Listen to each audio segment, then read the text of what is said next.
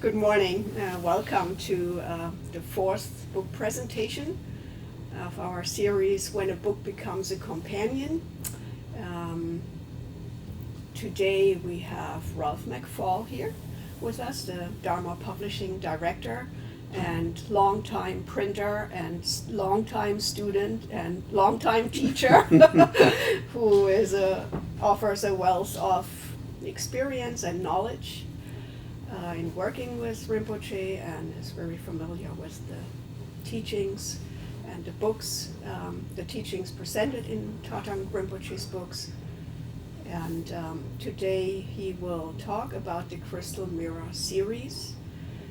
The first one was published in 1971, and in the course of 26 years, it grew into a 12-volume series.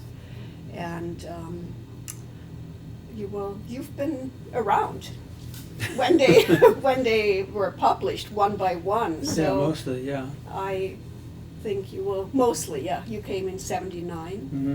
so for most of the volumes you were around, and so you were able to read them as they were published. And so I'm looking forward to hear more about what the value is of what this series has to offer. So Okay. thank you. All right. Well, thank you. Yeah, the crystal, all of Dharma Publishing's publication series were initiated and designed by Tarthang Tulku to meet the needs of people in Western culture who have spiritual interests or specific interests in Buddhism. And one of the needs that he identified, of course, when he came to America, was that nobody knew anything about Tibetan Buddhism. And now, 50 years later, we're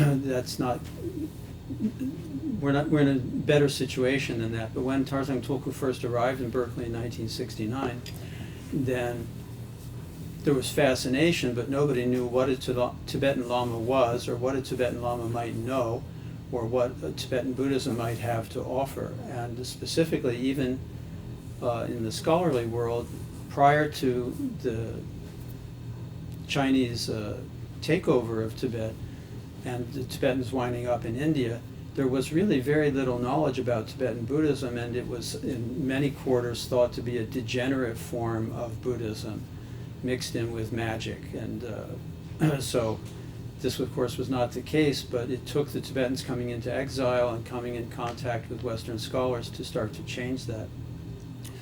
So looking at the present moment, like when I've been giving classes on the Crystal Mirror material for volunteers here at Ratnaling, the way I think about it is that we need a kind of context. Like right now, over the past 50 years, pretty much every Buddhist school from every Buddhist country is now represented in America, largely in Europe and even South America. And that's not the way the Buddhist transmission took place historically. You would have one school, or some things would get established, and it would take hundreds of years to develop. And here in the modern age, because of the communications that we have and things, then we've wound up with a huge amount of input over a very short period of time, and it's very hard for people to contextualize, like, what are all these different Buddhist schools, like, and how are they all even Buddhist? Because one, the Zen school says not, beyond words and letters, and then the Gelug school of Tibetan Buddhism has 20 years scholastic programs. So you would like to make sense of those things, how they all cohere in a fundamental way. And the second aspect of that is not only being able to sort out who's who in the Buddhist world, but to understand the progression of teachings and the organization of the teachings. So that enables you to see what the commonality is among all the Buddhist schools, and it also enables you to understand where different topics might fit in your spiritual path and development. So it's not a matter of just fascination with the title of a book or getting familiar with a particular author, or etc., but you have some way to arrange things mentally, for yourself. And then the other aspect that it addresses is a lot of the material in the crystal mirrors. It does have to do with history and lineage and etc. And that gives us a kind of a solid ground. You know, we didn't grow up in a Buddhist civilization where the validity or value of Buddhist thought and practice was understood and a foundation perhaps for your society in the manner that Christianity and Judaism are in the West.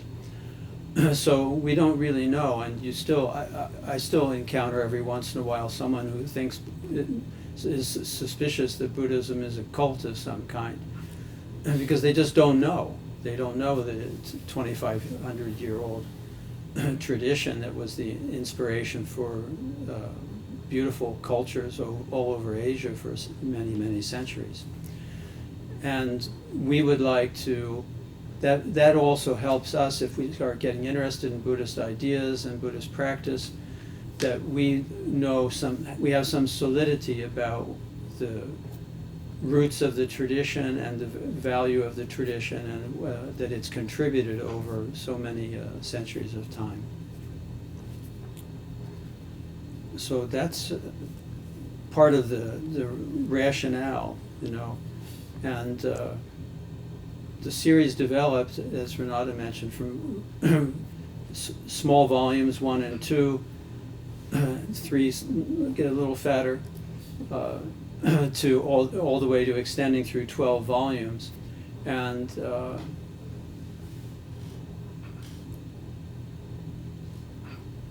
the content of those volumes is really extensive. It covers a lot of ground, and these volumes have the respect of, they're not scholarly volumes per se, you know, they're not footnoted and annotated and etc., but they are very thoroughly researched and with the best contemporary materials.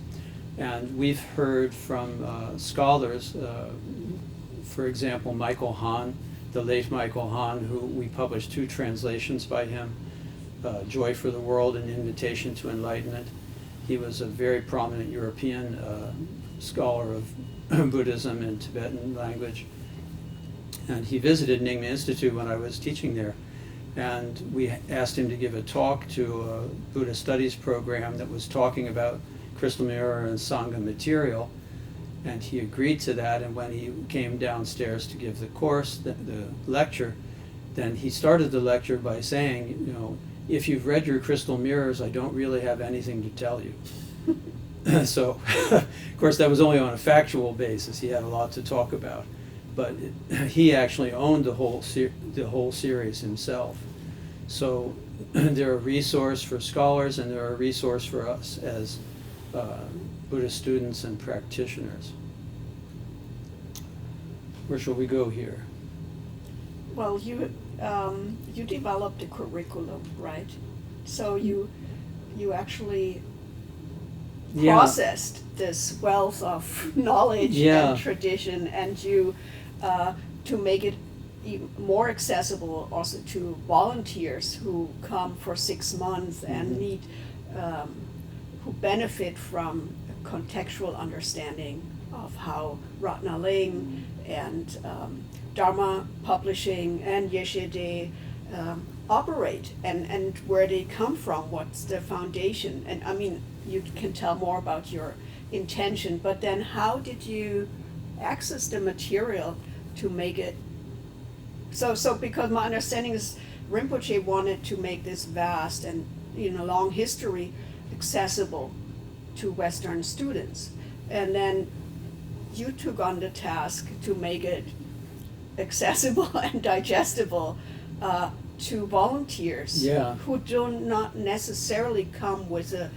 deep interest in Buddhism, but they come interested somehow and some curiosity. So my question is, after the long intro, how did you develop the curriculum? How did you start? Yeah, well, yeah, that's right. I mean, I've given a lot of classes for volunteers here at Ratnaling, and one of the things when Arno Maitland asked my predecessor in this job and my good friend, when he asked Tarthang Tulku, he said, "How, if we have people at Radha Lingwan to study Dharma, how should we present it to them?" And Rinpoche said, "Crystal mirrors, you have to teach crystal mirrors." And we do more than the crystal mirrors, but it shows that he thinks it's important to have that foundation, whether we understand it or not. He thinks it's important for us to have that foundation. And for some people, it really immediately makes a difference because they like to know, well, what am I involved in here? I'm in the Yeshide bindery, and I'm handling books that I don't know what's in there, and I don't know who the authors are, and etc. So for some people, it really makes a more solid feeling, connection for what they're involved in to get that material. Now, of course, as Renata has referred to, I had the good fortune to be able to read these as they came out. So that's a little easier when you're faced with, as anybody who may be listening to this talk or goes to the DP website, is faced with 12 volumes. It's a lot to process, and I can talk a little bit later about what's in each volume, etc. But I decided that if we were going to, quote, teach the crystal mirrors to 6-month volunteers, we needed to pare it down a bit.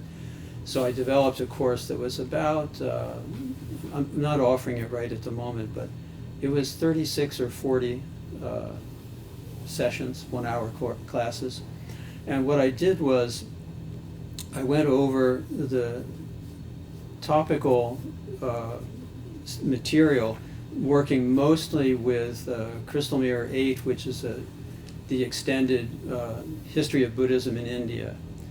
And so working with that, then I picked out critical topics that were very important, and I cross-referenced everything. So because there's repetition from different angles in the different volumes, so I cross-referenced everything, and so if we have something like the rise of the 18 schools period of Buddhism, which is early period of differentiating the Buddhist community into different schools. Then I cross-referenced all the volumes, so you could read here and there, and just told people you don't have to read everything, but you could read one of the readings for one of the volumes, and if you want to explore, then you can do that. And then we also extended that into Buddhism coming to Tibet, and then I integrated talks about the TNMC organizations into the flow of that too, so people could understand what the mission and activities are of all the different organizations. And people, that's very supportive for people to understand that, and even people who are DP readers or students of Tarthang Tulku, to understand the scope of Rinpoche's work. And then you see how it all hangs together and how he's supporting the Dharma and the Buddhist communities in Asia, and in a non-sectarian way, so we're even supporting Mahayana and Theravada in addition to our Nyingma school and the Tibetans. And you see the scope and the integrity and the vision. So that's all, I think, really important. What else? From as you read them, I mean, I understand that Rinpoche came in 1969 and in 71, which is pretty early into his stay in the United States, he published the first Crystal Mirror volume. And so how did it help you? I mean, you say it's supportive, but would you say it plays a role in making a deeper connection to his work, or just in which way has it supported, or did supported you? Mm-hmm. Yeah, well, it's a little different than a book like Kumye or mm-hmm. Knowledge of Freedom or something that's teachings that you're directly relating to yourself. So it's a little more remote than that. Mm-hmm. But it's kind of like, I mean, it's important in a lot of ways. I mean, as you said, I came in '79 to Berkeley and then quickly into the community. And Rinpoche was really the pioneer.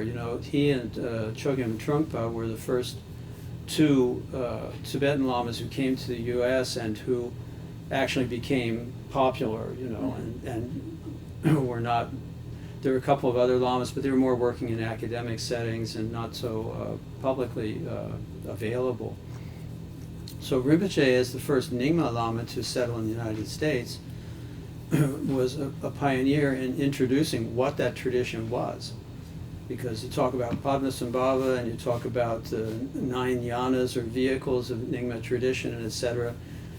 This is all absolutely and totally unknown. Nobody's chanting Vajraguru mantra in America until Tarthang Tulku comes. So there are things that are now commonplace, available practices and knowledge that he was really the first to do. So as you said, 71 is pretty quick to be making a publication, and we were getting our own printing capabilities going at that time. I don't know that we printed that on our own equipment yet, but that was developing. So anyway, so it's important for just introducing background knowledge about the tradition. For me, I like history anyway. So when Crystal Mirror 4 came out in 1975, I didn't see that till later. Crystal Mirror 5 is the first one that has Crystal Mirror 4 has Padmasambhava coming to Tibet, and Crystal Mirror 5 has relatively small introduction to Indian Buddhist history, and then it has Vajrayana lineages, and so that's the first time that I read anything about the history of Buddhism, in India.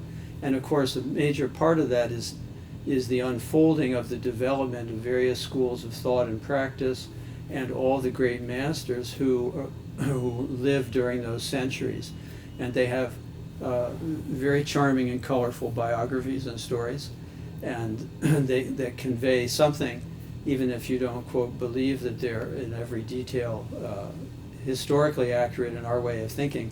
They certainly give a sense of the value of the individual's work and maybe something of their character and contribution. And for me, that sets in motion a process, which I think it does for other people too, which is, you kind of read the history, okay, a little interesting, oh, this is charming, and you hear the story about Vasubandhu and Asanga, the two brothers, and they both became great scholars and masters in their relationship, and etc. And then you wonder, okay, but they're famous for what? And then you say, well, they're famous because they were teaching about X and Y. And say, okay, but what's X and Y? What's Yogacara? What's Abhidharma? What are all these things? So then you need to read other parts of the Crystal Mirror to understand what those things are about. And then you say, oh, that's really interesting. What does it mean, that these, you see something, it's not always translated that way, but you say, oh, Chittamatra, mind-only doctrines. Well, what is that about? And then you read a little description, then you get curious to know more. So you get curious to know more, and you also get it situated somewhere. And then you say, oh, okay, well, there's different avenues for study and practice inside the Buddhist tradition, and they have a history, and the way that evolved is it kind of evolved organically. So you have Nagarjuna, 1st century or so, then 3rd, 4th century you have Asanga and Vasubandhu, the two brothers, and then after that then you have Dignaga and Dharmakirti, the logicians, and then after that then you have Shantideva and other people, Chandrakirti, Chandragoman, who developed from Nagarjuna's work, and it goes on like that in a kind of organic way. But by the 6th or 7th century in India, there's been a huge amount of development and stuff.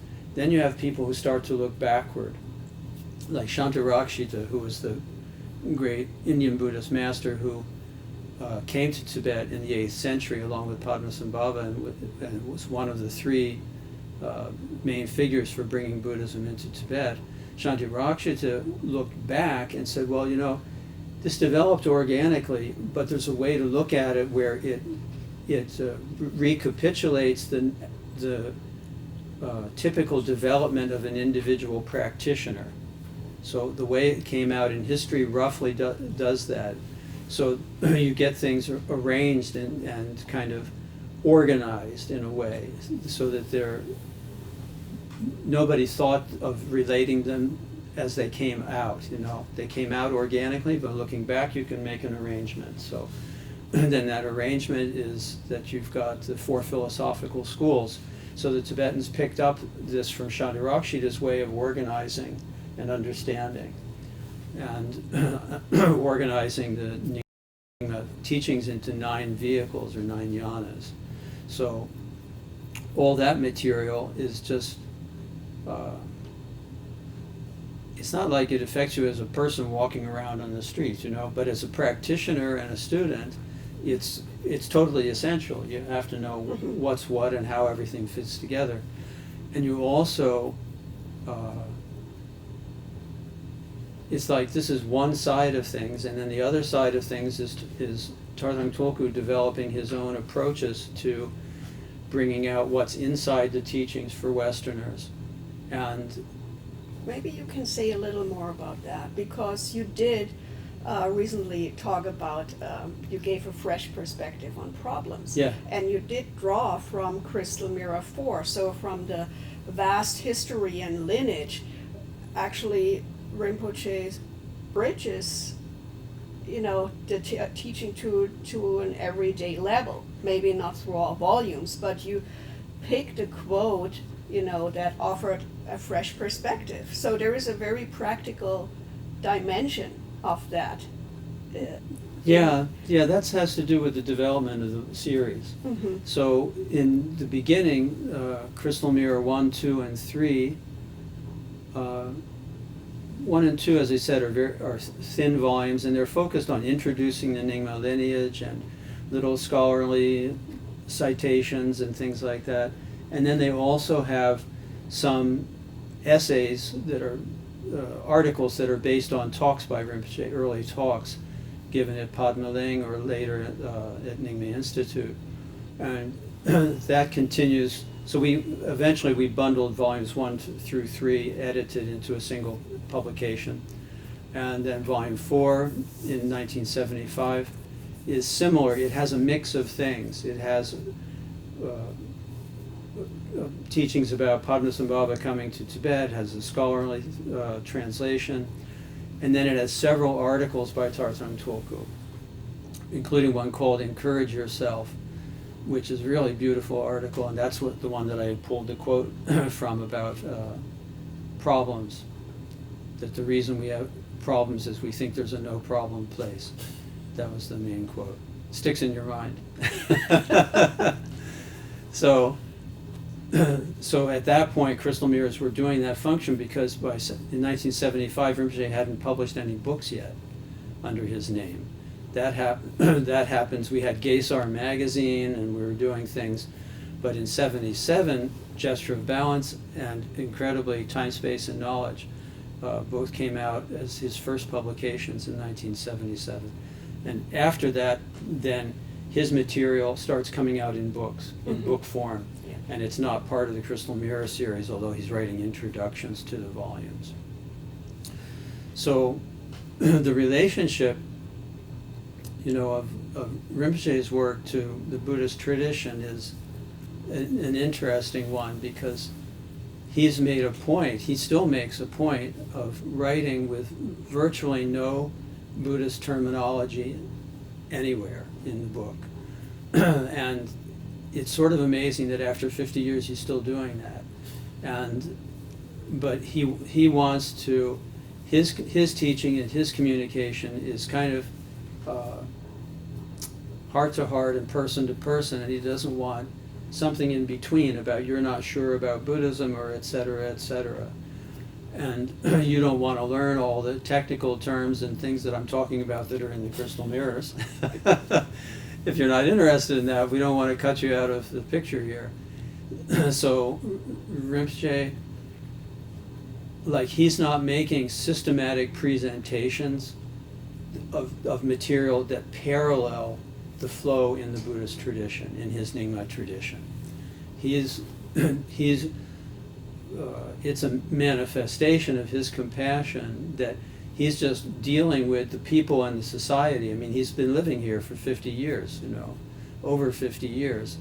And although he's not a public figure, he deals with his 30 or 40 close students and helpers, and so he gets to see what we're like, what we're like, and what we understand and what we don't understand. And then he's always thinking, maybe if we came at it from this angle or from this angle, that would be helpful. So we have our body practice in Kunye, we have our work practice in skillful means, we have all the different avenues, understanding self and mind, love of beauty. So he's constantly coming up with things, and in more recent books, sometimes he's making references like, this is covered more thoroughly in the Abhidharma. So that's like joy of being, some of the material on joy of being. So he's not trying to teach you Abhidharma, but if you were interested in this, what's going on here, you might like to look at our books on Abhidharma, Mind and Buddhist Psychology, and Ways of Enlightenment. So it's kind of a treasure hunt. If you know a little bit about the Buddhist scholarly tradition, then I'm always a little bit wondering, where does that come from? But you can take it as he gives it, because he's offering kind of complete paths of inquiry and practice from many different ways. He's really, I don't think there's another Buddhist author, either Asian or Western, who has as many faceted approach to helping people and giving us tools for growth and development. We do have a few minutes left, Okay. so if any of you have questions, we open it up. If you want to comment or share your experience, if you've read some of the volumes, or any question you may have. So this is the moment to share.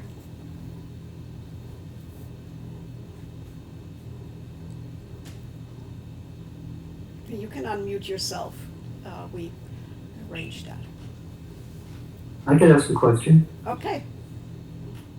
Hi, George. So I was reading in Crystal Mirror 2 recently, and in the Jim Schultz interview, he's expresses his concern as a Christian, and how can he be Tibetan Buddhism? Should he feel guilty or something? And Rinpoche reassured him that the Nyingma tradition speaks from what is common to all the high-level spiritual teachings, that there's anything to worry about in terms of Christian beliefs or other beliefs preventing you from, stay away. So you could maybe comment on that, how the crystal mirror theories could be still relevant, I guess, for people of other faiths, something like that.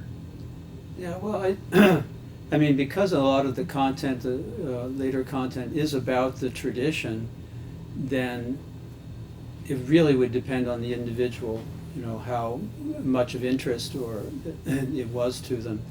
Rinpoche's work in the early crystal mirrors and his work overall does have, like I said, this